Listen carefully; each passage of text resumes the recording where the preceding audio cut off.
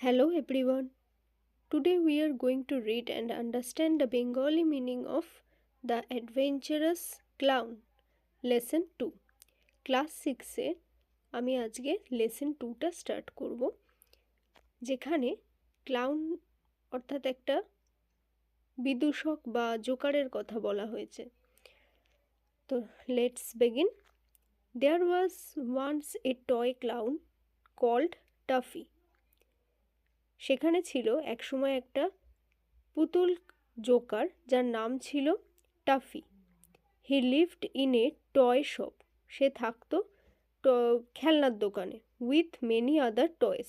অনেক অন্যান্য পুতুলদের সাথে। Taffy longed to be a hero. টাফির খুব ইচ্ছে ছিল যে সে হিরো হবে। He wanted to do something noble. সে কিছু ভালো করতে চাইতো so that all the toys would cry out. প্রত্যেকটা খেলনারা কেঁদে উঠবে that he was A hero, যে ও একটা hero. He thought his little corner on the toy shelf was dull. সে তার খেলনার যে সেলফ থাকে সেখানে একটা কর্নারে বসে এই জিনিসগুলো ভাবছিল যে সে যে টয় সেলফে থাকে সেটা একটা কোণের দিকে ধুলোওলা। Why do you grumble so much? কেন তুমি এত অভিযোগ করছো? আস্কড টিমোদি। টিমোদি জিজ্ঞাসা করলো। দ্য পাপি ডগ। সে ছিল একটা ছোট কুকুর। সেটা টয় কুকুরই ছিল। Be happy with us. আমাদের সাথে খুশি থাকো Taffy. Why do you want to go off and have adventures? কেন তুমি চলে যেতে চাইছো এবং কোনো অ্যাডভেঞ্চার করতে চাইছো? Adventures are always exciting. Adventure সবসময় খুব এক্সাইটিং হয়, মানে উত্তেজিত বা আনন্দিত কাজ হয়। I want to do something. আমি কিছু একটা করতে চাই that would make all the toys take notice of me. যাতে সমস্ত খেলনাদের আমার দিকে লক্ষ্য আসে, মানে সবাই আমাকেই দেখে, এটাই ও চায়।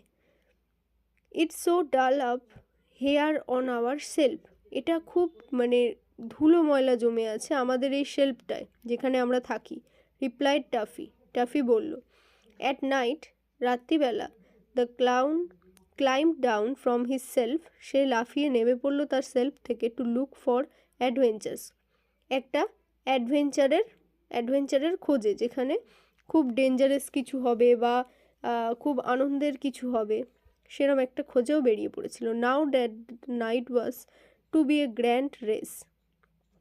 এবার এই রাত্রিটা যেখানে ছিল একটা গ্র্যান্ড রেস চলছিল। রেস মানে তো জানোই, প্রতিযোগিতা দৌড়নোর। Between two wooden horses. কাদের মধ্যে প্রতিযোগিতাটা চলছিল? দুটো কাঠের ঘোড়ার মধ্যে। And carts driven by wooden farmers. এবং একটা গাড়ি, যেটা মানে ওই গরুর গাড়ি, যেটা চালাবে কাঠের ফার্মাররা, মানে চাষিরা। The race was just starting as Taffy climb down. রেসটা তখনই শুরু হলো যখন টাফি ওই সেলফটা থেকে ঝাঁপ মারল। One cart came racing by. একটা কার্ট ওর সামনে চলে এলো। কার্ট মানে হচ্ছে গরুর গাড়ির কথা বলছি, হ্যাঁ। The farmer riding it stood up and shouted. এবং ফার্মারটা চড়তে চড়তে উঠে দাঁড়ালো এবং চেঁচালো, গুডনেস, আহ, অ্যাডভেঞ্চার অলরেডি। হে ঈশ্বর, এই তো অ্যাডভেঞ্চার পেয়ে গেছি। A runaway horse. একটা দৌড়ানো ঘোড়া। Thought Taffy. টাফি ভাবলো।